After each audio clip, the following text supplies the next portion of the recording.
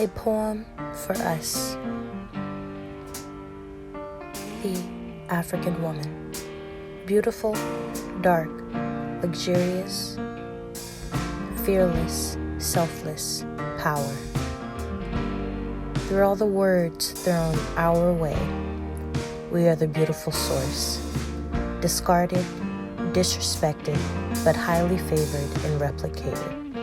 We are her, she is us, the African woman. Uncompromising, steadfast, and unwavering in love. Innocent, playful, generous, and deserving. We are African women. At home and abroad, we are delicious melanin, splendid carbon. We drink ourselves to death with love and compassion, forgiving and thorough. We are African women. Join us in May for our symposium on Pan-African women.